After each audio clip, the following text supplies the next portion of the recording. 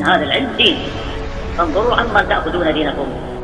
خود اپنے آپ سے اختلاف ہے مجھے اپنے ضمیر سے کئی معاملات میں اختلاف ہے کہ میں اس شخص کو رضی اللہ عنہ کیوں کہتا ہوں، لیکن میں علمی طور پہ چونکہ قائل ہوں میں اپنے نفس پہ جبر کر کے رضی اللہ عنہ کہہ دیتا ہوں، تو مجھے تو اپنے آپ سے بھی اختلاف ہے۔ السلام علیکم رحمۃ اللہ وبرکاتہ۔ بھائیوں نے یہ کلپ سن ہی لیا ہوگا۔ اب بھی کوئی شخص کہتا ہے کہ اس کو رافضی کیوں کہتے ہیں؟ بھائی رافضی کی کیا پیچھے کوئی دم ہوگی، کوئی سینگ ہوں گے، یا جو ہے وہ اس کی قبر پر علم لگا ہو تو پھر ہی مانیں گے کہ وہ رافضی ہے۔ یہ خبیث پکا رافضی ہے، تو عوام الناس بیچاری تب سمجھتی جب فتنہ ہو کر چلا جاتا ہے، اپنا کام کر لیتا ہے، لیکن علماء جو ہیں وہ فتنے کی طرف سے آنے والی ہوا کو محسوس کر کے بتا دیتے ہیں کہ فتنہ آ رہا ہے، کیونکہ ان کے پاس بصیرت ہوتی ہے، بصارت ہوتی ہے، کتاب و سنت کا علم ہوتا ہے۔ ابھی بھی جو لوگ سنتے ہیں اس طرح کے موٹیویشنل اسپیکر کو سنتے ہیں، ہم ان کو بھی سمجھاتے تھے، صالحین کو سننے والے اس طرح کے، لیکن بھائی ہم تب ہم سے بھائی کچھ الجھتے تھے اور بحث کرتے تھے کہ بھئی آپ سمجھتے ہیں کہ دین کا کام کرنا صرف علماء کا کام ہے، یہ جو ہے نا دوسرا آدمی نہیں دین کا کام کر سکتا۔ بھئی دین کا کام تو وہی کرے گا نا جس کے پاس دین کا علم ہوگا، دوسرے آدمی کو جتنی بات معلوم ہے اتنی کرے۔ 2 گھنٹے کے لیکچر یہ موٹیویشنل اسپیکروں کے سنتے تھے، ابھی لے لو چسکا جب صالحین نے گدھے کو لال کیا۔ ابھی تو دیکھو یہ تو ابتدائی اشکار ہوتا ہے، کیا آگے آگے دیکھیے جی ہوتا ہے کیا۔ تو یہ اس خناس کو بھی علماء نے شروع میں ہی کہہ دیا گمراہ آدمی، لیکن اب لوگ نہیں مانتے تھے کہ رافضی کیسے ہو سکتا ہے۔ وہ سمجھتے ہیں رافضی وہی ہوتا ہے جس نے کالا جبہ پہنا ہو، اوپر ایک خاص قسم کی پگ رکھی ہو اور یا علی مدد کے نعرے لگاتا ہو۔ بھئی قائد رافضیت والے آگے اس میں تو رافضی ہو گیا جب اہل سنت کے قائد سے پھر گیا، شکل جیسی بھی ہو، لباس کیسا بھی ہو، اور اس نے تو گرگٹ کی طرح رنگ بدلے ہیں نا۔ آپ تو اس کی وہ ویڈیو دیکھیں، پرانی ویڈیو جو ہے، سبز پگڑی بھی پہنتا تھا، نالین پاک جس کو یہ بریلوی بھائی جو ہیں کہتے ہیں نالین پاک، نبی صلی اللہ علیہ وسلم کی جوتی کا جو نشان ہے وہ بھی اس نے لگایا ہوتا تھا۔ یہ سارے کام کرتا تھا کیوں؟ تاکہ دوسرے مسالے سے یعنی لوگوں کو قریب کرنے کے لیے، اور جب اس نے دیکھا کہ لوگ قریب ہو گئے اس کی بات سنتے ہیں تو پھر اس طریقے سے کفر پھیلانے لگا کہ موت پڑ رہی ہے کہ امیر معاویہ رضی اللہ تعالیٰ عنہ کو وہ زبان سے کیا کرے، یعنی رضی اللہ عنہ کہیں، حالانکہ صحابہ کرام کا حق ہے، کاتب وحی ہیں، اور جو ہے اسی طریقے سے غزوہ بحر جنت کی خوشخبری ہے، کتنے دلائل ہیں۔ یہ خود بھی مان رہا ہے کہ علم کی وجہ سے، وہ کتاب و سنت کا علم ہے نا جس کی وجہ سے موت پڑ رہی ہے، اس کو کہنا پڑ رہا ہے، لیکن دل نہیں اس کا کر رہا۔ یہی وہ شخص ہے جو عمر بن عبدالعزیز رحمہ اللہ کی تعریفیں کرتا نہیں تھکتا، کہ جو صحابی نہیں ہے، جو صحابی بھی نہیں ہے، ان کی تعریفیں کرتا نہیں تھکتا، اور ان کو مجتہد اور کیا کیا لقب اس نے دیے ہیں۔ عمر بن عبدالعزیز رحمہ اللہ ایک عظیم صالح نیک جو ہیں وہ حکمران گزرے ہیں، لیکن تھے تو بنو امیہ سے نا، یعنی اگر صحابی بنو امیہ سے ہو تو اس کے ساتھ بغض رکھو، کیونکہ رافضیت کی سپورٹ کرنی ہے نا، اور اگر تابعی جو ہے وہ بھی بنو امیہ سے ہو لیکن اس کو جو ہے نا وہ اچھے اچھے القابات دینے ہیں اور اس سے محبت ہے، یہ کیا معیار ہے؟ یہ کون سی پالیسی ہے؟ یہ دوغلی منافقانہ پالیسی نہیں ہے۔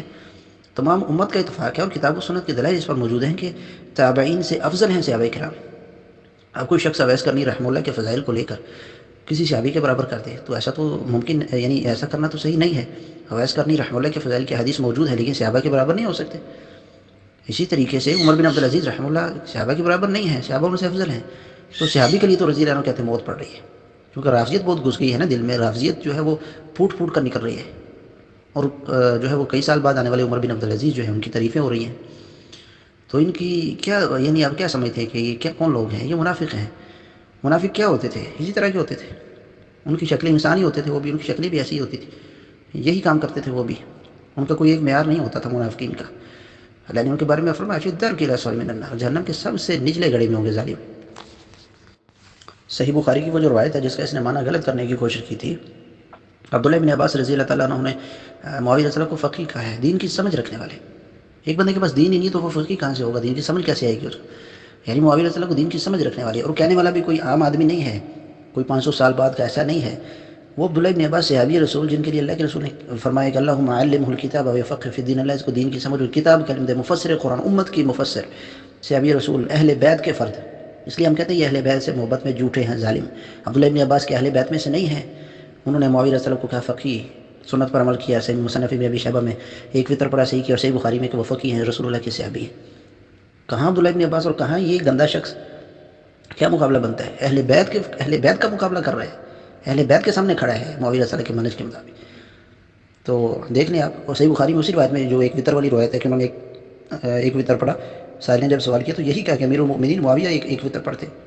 کتنے کتاب و سنت کے دلائل ہیں جن کو دیکھا جائے تو معاویہ رضی اللہ کی فضائل جو ہے وہ اہل بیت سے ثابت ہوتے ہیں۔ حسن رضی اللہ تعالیٰ میں بھی، حسن رضی اللہ کی شخصیت میں بھی کسی کو شک ہے کہ وہ اہل بیت ہے یا نہیں؟ صلح کر لی, ہاتھ پر بیعت کر لی, اپنا خلیفہ تسلیم کر لیا. اس سے بڑھ کر بڑا ظالم و شیطان کون ہوگا کہ جو صلح کے بعد لڑائی چاہتا ہے؟ جب انہوں نے صلح کر لی تو بس بات ختم ہو گئی. یہ بہت بڑا ظالم شخص ہے. مرزا اپنے استاد اسحاق جعلوی کے بارے میں تو مان ہی چکا ہے کہ وہ صوفیوں کے لیے وہ نرم گوشہ رکھتا تھا, اور جو ہے وہ معاویہ رضی اللہ کے لیے 100 گنا زیادہ سخت تھا. یہ تو خود مان ہی چکا ہے. تو یہی حال تو اس کا اپنا بھی ہے. یعنی جو جیسا ہی اپنے استاد اسحاق جعلوی کے بارے میں مان چکا ہے کہ وہ صوفیوں سے 100 گنا زیادہ جو ہے وہ معاویہ رضی اللہ پر سخت تھا اسحاق جعلوی, اور اگر اس کا 100واں حصہ بھی, جتنا سخت وہ معاویہ رضی اللہ تعالیٰ عنہ کے لیے تھا, اس کا 100واں حصہ بھی اگر صوفیوں کے لیے وہ سخت ہوتا تو صوفیوں کے ایمان کا بھی قائل ہوتا. یہ صوفیوں کو کافر سمجھتا ہے. تو یہ بھی تو یہی کر رہا ہے نا. کیا کوئی شخص ابھی رضی اللہ عنہ بھی نہ کہے کسی صحابی کو, تو کہ ہم کیسے سمجھے کہ صحابی کو مسلم سمجھتا ہے, مومن سمجھتا ہے؟ مسلم اور مومن کے لیے تو دعائیں مغفرت اور اللہ کی رضا کے لیے دعا جو ہے وہ اس کے لیے جائز ہے, بلکہ واجب ہے مسلمان کے لیے دعائیں مغفرت اور رحمت کی دعا کرنا. تو جب یہ کہہ رہے کہ میں ان کے لیے بڑی مشکل سے کبھی دل پر پتھر رکھ کے کبھی کچھ کبھی, تو ہم کیسے مانیں کہ معاویہ رضی اللہ کو مسلم مومن سمجھتے ہیں؟